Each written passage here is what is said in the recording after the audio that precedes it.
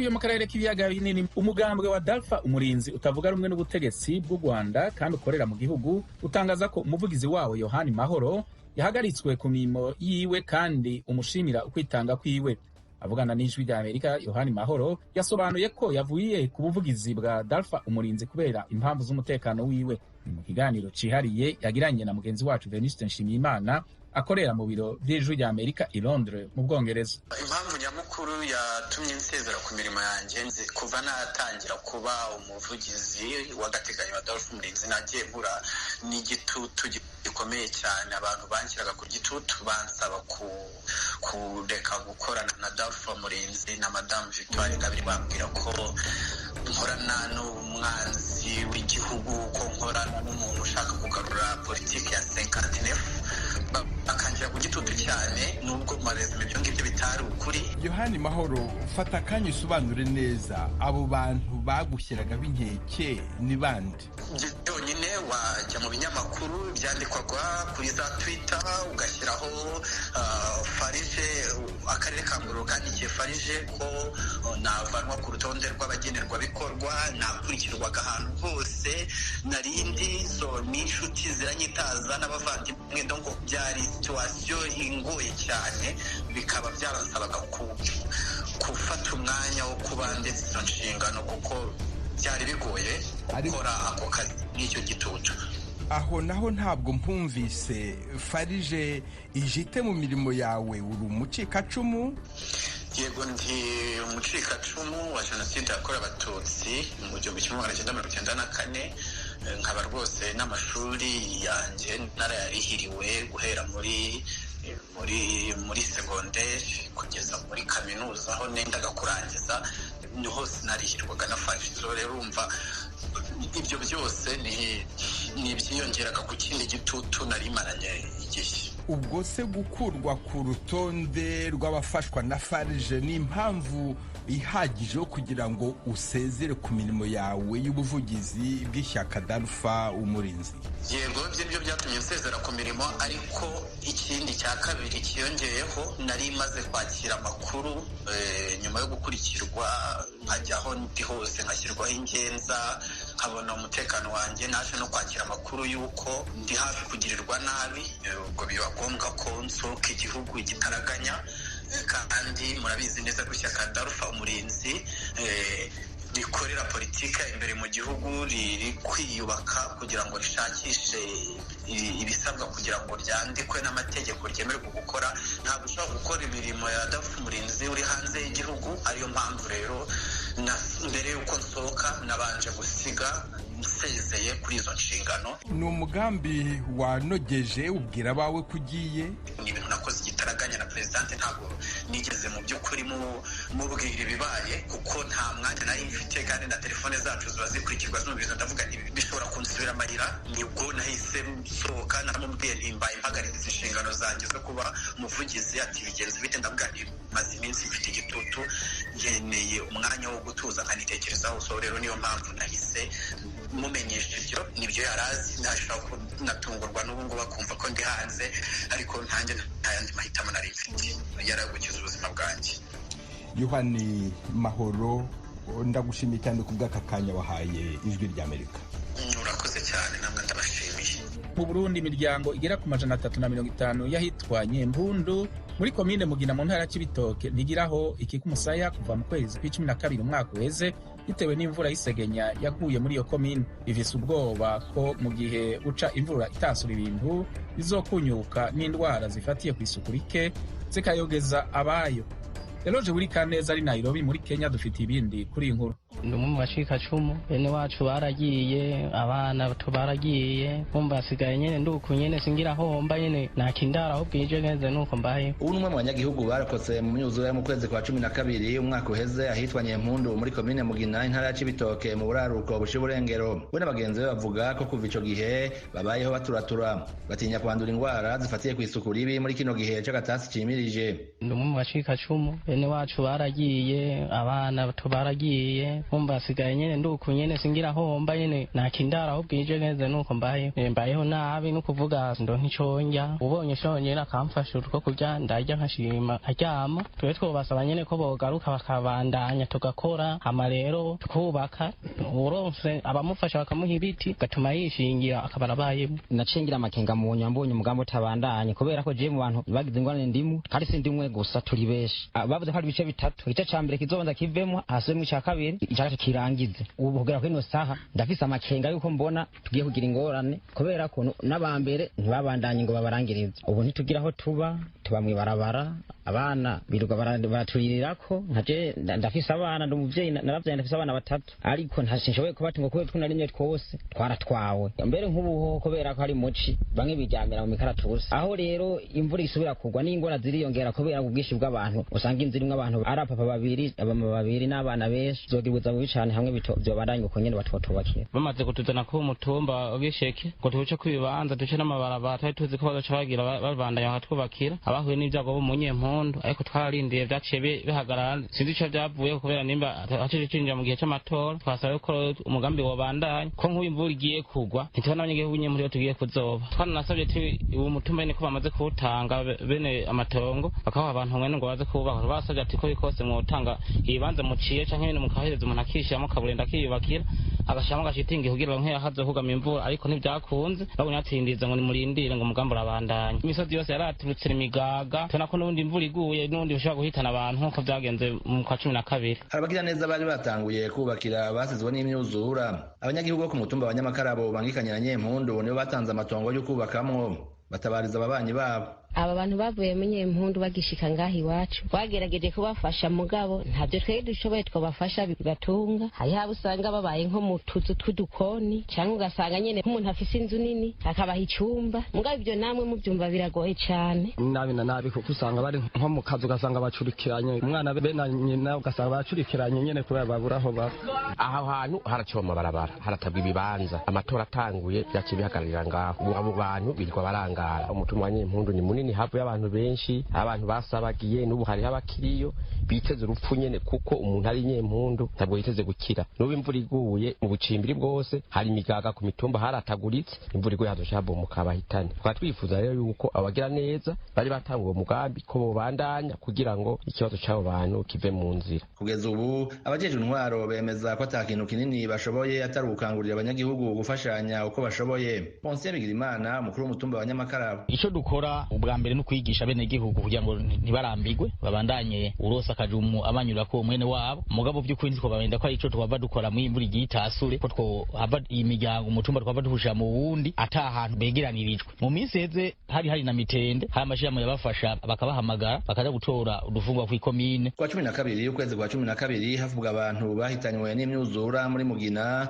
wari umushikanganje w'intwara yo hagati Pascal Barandagiye yari yemeje ko basigaye bazokubakirwa ikigwati icyo twagomba kubamenyesha nka leta nuko leta atazokora kugira ngo ibe hafi y'imiryango na cyane twumvise ibibazo by'uburaro kuko nta cyasigaye turifuza yuko dukoranye n'abajejwe intwara bari ngaha hoca hatomogwa vuba na bwango ahantu abantu boja ndetse mbere bakabaho mu buryo bw'ikigwati ivyo bikorwa si bikorwa leta yo kwishoboza yonyene nico gituma duhamagarira abantu bose bari hano n'abataraha ufise umutima wo gufasha afise ico yoshobora guterera agikore mu ntango z'ukwa 12 umwaka uheze imvura y'isegenya yaguye isenyura amazu yirenze imirima yongera yica abantu 27 mu duce twa Nyempundu Rukombe na Gikomero muri Mugina kugeza ubu imiryango igera ku 350 irimo abantu barenga igihumbi ntirasubira mu zayo umuryango utabana imbabare ku isi CSR waciye amabarabara hizubakirwa ikabirindiriye kwishira hamwe mpuzamakungu gita iterambere ku isi PNUD ritanga inkunga yo kuzohubaka avoka bunganira Paul Rusesabagina mu mategeko bavuga ko leta y'u Rwanda ishobora kumuboreza igufa ibindi kuri inkuru na Thomas Kamirindi nk'uko tubikesha ikigo ntaramakuru cy'abanyamerika AP abunganira Rusesabagina bandikiye intumwa yihariye y'umuryango w'abibumbye ishinzwe gukurikirana ibyaha by'iyicarubozo umusuwisi Nils Melzer bamubwira ko leta y'u Rwanda yangiye Rusesabagina kubonana cyangwa kuvugana n'abanyamategeko no gusurwa n'umuryango we n'abadiplomate barasaba Melzer kwihutira gukora nketi kugira ngo bamenye neza niba Rusesabagina kiriho muri uru rwandiko rwabo abunganira Rusesabagina bavuga ko ashobora gukorerwa iyicarubozo n'ibindi bitesha agaciro umuntu, bati nk'uko polisi y'u Rwanda n'abashinzwe za gereza bamenyereye kubikorera no ku bandi bantu. Mu rwandiko rwabo abunganira Rusesabagina basaba kandi na leta ya Emira z'Abarabu Zunze Ubumwe kwerekana ko nta bufatanye yagize mu ifatwa rya Paul Rusesabagina. Bati bityo iyi leta igomba gutanga ibirebana byose n'urugendo yarimo i Dubai, birimo amashusho amwerekana ari muri hoteli, ku kibuga cy'indege, n'ibirebana n'indege yamutwaye i Kigali. AP yemeza ko na CICR, komite mpuzamahanga y'umuryango utabara imbabare Croix Rouge, itarashobora kugera kuri Rusesabagina, ariko AP ntisobanura niba CICR yarabisabye leta y'u Rwanda. Ku itariki ya 31 y'ukwezi gushize nibwo RIB, urwego rw'igihugu rw'ubugenzacyaha mu Rwanda, rwerekanye Paul Rusesabagina ari mu mapingu.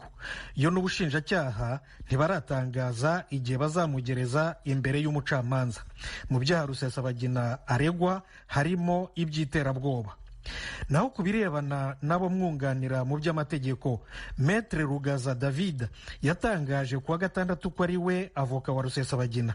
Abandikiye Loni babiteye utwatsi, bavuga ko leta y'u Rwanda ishaka guha Rusesabagina avoka w'umutsindirano kuko atamwihitiyemo n'umuryango we nawo utabizi.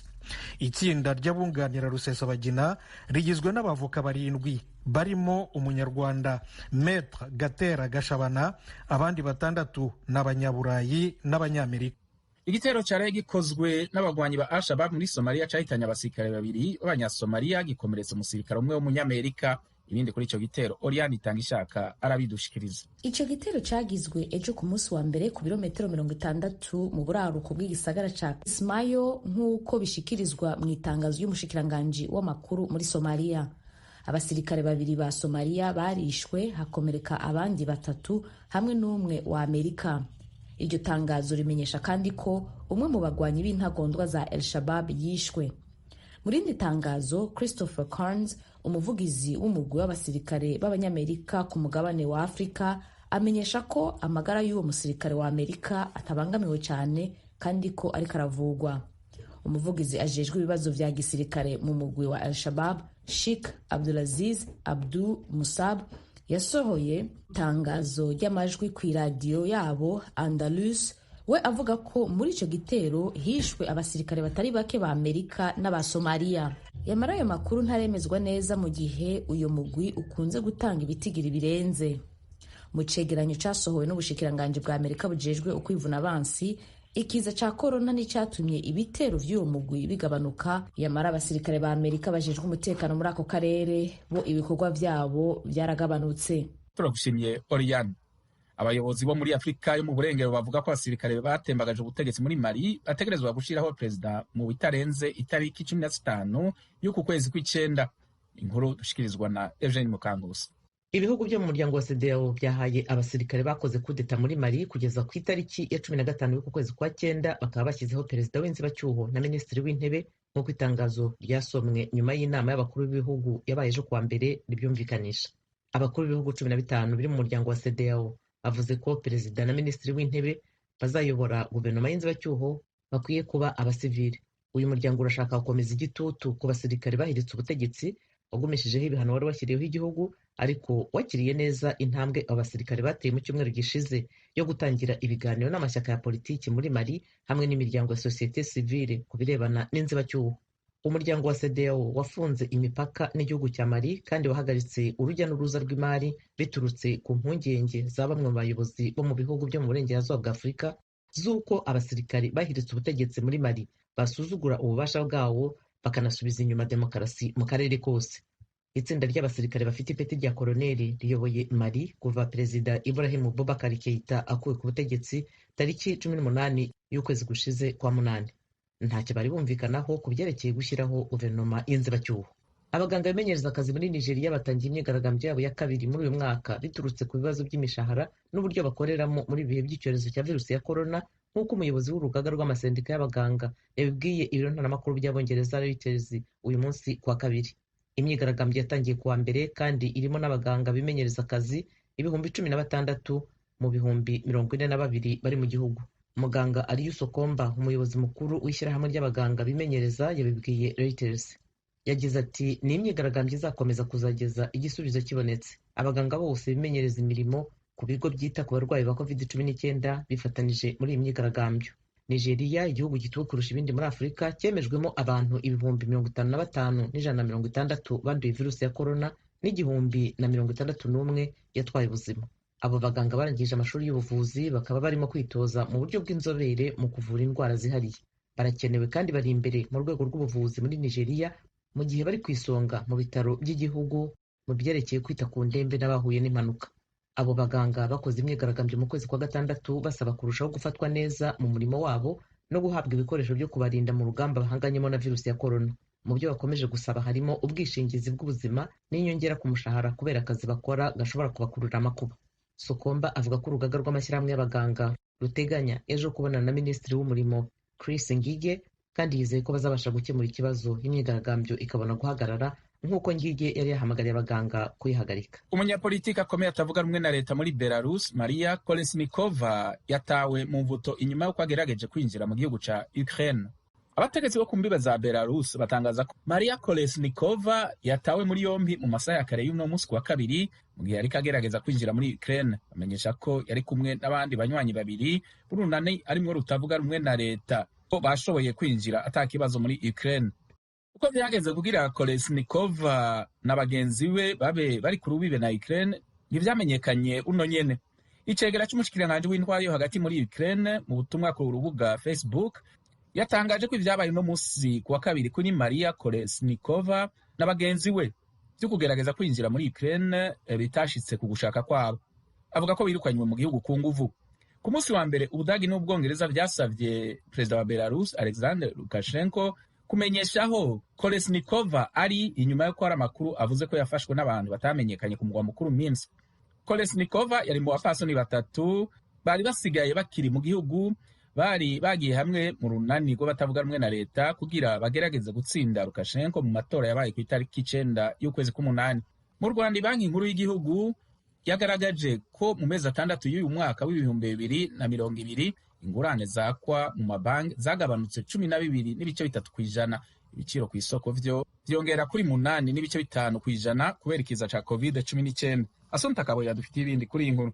Banki nkuru y'u Rwanda igaragaza ko mu mezi 6 y'umwaka w'ibihumbi 2020 ugereranije n'amezi 6 ya mbere ya 2019 yahabaye impinduka mu muvuduko w'izamuka rya zimwe mu nkingi z'ubukungu. Iyi banki ivuga ko inguzanyo zakwa mu mabanki zagabanutse 12.3%, naho ibiciro ku masoko bizamuka ku 8.5%, mu gihe mu mwaka w'ibihumbi 2019 byari byazamutse kuri 0.7%.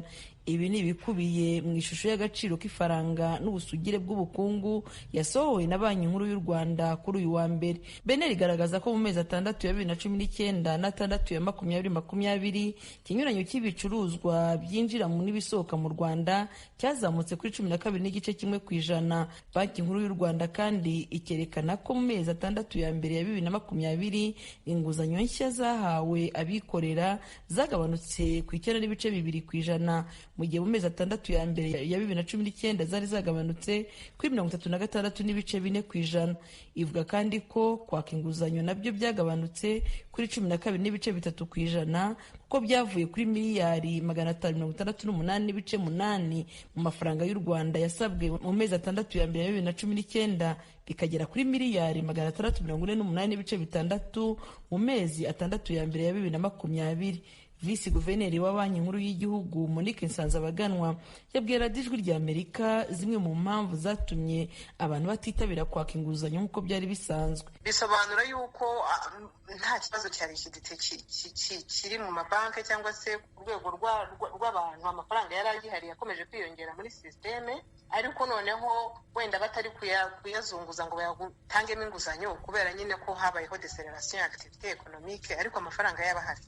Ntabwo inguzanyo zagabanutse kubera kubura amafaranga. Uzi ko twanashyizeho na fond ya BNR ivuga ngo banke nugira ikibazo icyo ari cyo cyose kubera iki kibazo cyavutse cya covid ntuwumva ufite impungenge uze turaguha finansema ya ntuza ya last resort, ariko nta banke zigeze ziba. Beneri isobanura ko kuba ubucuruzi bwarasubiye inyuma byatumye n'amafaranga abikwa muri banki yiyongera kuko yazamutse kuri 17.8% mu gihe mu mezi 6 ya mbere ya 2019 yari yazamutse kuri 13.2%.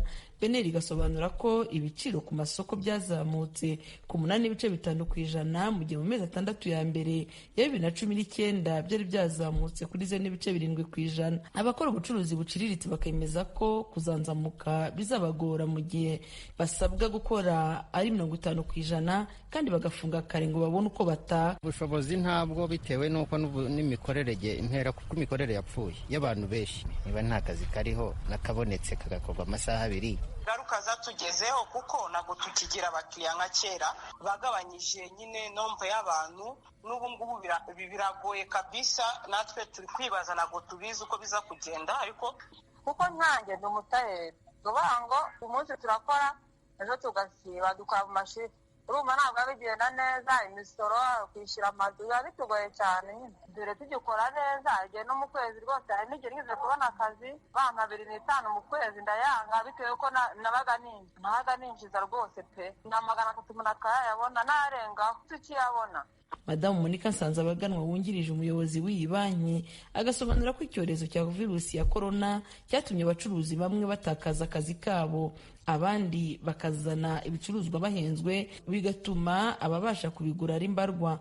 Uyu muyobozi nawe yemera ko ingamba zafashwe mu guhangana na COVID-19 zirimo izo kugabanya amasaha y'akazi ndetse n'umubare w'abahurira mu isoko bizagira ingaruka ku bukungu. Ibyo byo ntabwo byabura kugira ingaruka kuko umusaruro unajyana n'igihe washyizemo n'abantu washyizemo kugira ngo bawukore. Ibyo birumvikana, ni nayo mpamvu igihugu mwari mumenyereye ko kigira ubukungu buzamuka hafi 10%. Ubu duteganya yuko nk'uko imibare ya Minecofin yabiduhaye ishobora kuba hagati ya 2 na 3%. Banki Nkuru y'u Rwanda kandi igaragaza ko uburyo bwo kwishyura hakoreshejwe ikoranabuhanga bwazamutse kuko umubare w'utumashini dukoreshwa mu kwishyurana twiyongereye tukava ku 2020 tukaba tugeze ku 2041. Naho muri Repubulika ya Demokarasi ya Kongo kuva kuri wa kabiri tariki 8 kw'icenda umwaka wa 2020 umuntu umwe yarishwe, abandi 5 barakomerekera mu bitero bitandukanye abagwanyi b'aba Mai bakoze mu mihana irenga 4 y'abanyagihugu b'abanyamurenge baba mu Minembwe muri teritwari ya Fizi, intara ya Kivu yo mu manuko. Umumenyesha makuru w'ijwi rya Amerika Vedaste Ngabo ari Uvira yavuganye n'umuyobozi wa komine ya Minembwe Gadi Mukiza Nzabinesha atangura amubwira ku vyerekeye ivyo bitero. Mai zateye ziturutse mu Gahwera, zitera ziturutse ino akse ya Masha mu Marango, zitera ziturutse bizira za ruguru, zitera ziturutse ruguru ya za Muniza Gakangara iriya aho hantu hose ko ari hane haterewe rimwe uno munsi wa none. Donc ni ikibazo gikomeye cyane. Ni ibiki byaba byangiritse muri ibyo bitero by'abamayimayi bagabye muri iyo mihana yose? Hari amazu yahiye mu Gahwera, n'abantu barakomereka, bishoboke ko hari n'abapfuye. Twatewe mu gihe umunara wacu udakora neza, hari ahantu henshi tutaronka amakuru kubera ko amatelefone atagera, ubu bitugoye cyane. Ni bene nk'abantu twatumye aho bageze hari ahandi batageze, ariko hari amazu yahiye, hari n'abantu bakomeretse mu hospital general, hari amaze kugera komeretse 5, hariho n'undi witaze Imana. Donc abo nabo tumaze kumenya, ariko hari ahandi kiriya za Gakangara turamenya uko zagenze, ariko urumva ni ibintu bitoroshe hose baterera rimwe kandi nyine bazungurutse Minembwe. Abagwanyi b'amayimayi bateye Minembwe mu gihe ku cyumweru hari indege za gisirikare ziriwe ziseha abasirikare kugira ngo zigwanye imitwe yose yitwaje ibigwanisha aho ngaho. Abasirikare baba bakoze iki? Harimo kintu nyine tudatahura twese. Muri Kongo ni igihugu gifite ubutegetsi, gifite abayobozi, gifite igisirikare, ariko kubona ukuntu zino za mayimayi zigira ni ikibazo twibaza twese kandi hari ingabo zitari nkeya, zifite ibikoresho bitari bikeya, ariko nta bushake burimo nk'uko tubibona bwo kuvuga bacunga umutekano w'abantu. Turabona ko nta bushake byongeye bigaragarira umuntu wese. Uyu munsi ni iki FARDC yaba yakoze kugira ngo ibe yakwimira ibyo bitero abagwanyi ba mayimayi bagabye mu Minembwe ndetse bigakomeretsa n'abaturage? Ndacu kuko umugabo yeranda ntabari bari bavuyeyo, FARDC yari iriya ku Kabingo twabwiwe amakuru y'ukuri yuko ntacyo bakoze, barigumye aho bari ahantu hose ntanatendo na kimwe bakoze nico ngumye kidutangaza kandi ivyo ni ukuri. Uri umuyobozi wa komine ya Minembwe, mu nama y'umutekano ya Minembwe mubanamo na MONUSCO ndetse na FARDC, nyuma yo gutegwa kwa Minembwe ntiwatakiye ingabo za MONUSCO izo cyangwa FARDC? Twagiye bose twabonanye bose ntabo tukabwiye, twabonanye n'abayoboye abasirikare, twabonanye n'abakuru ba MONUSCO, twabonanye bose mbone tubabwira ibibazo uko bimeze, bagenda kuja gukora kandi kanama ka gisirikare kugira barebe icyo bokora, ariko turategereje sinzi nimba bagikora ryari, ariko twababwiye ndavuga ngo birabimenye, twabatakiye kuko nizo ngabo za leta, ariko nyine ibibazo byabaye ibibazo bitangaje cyane.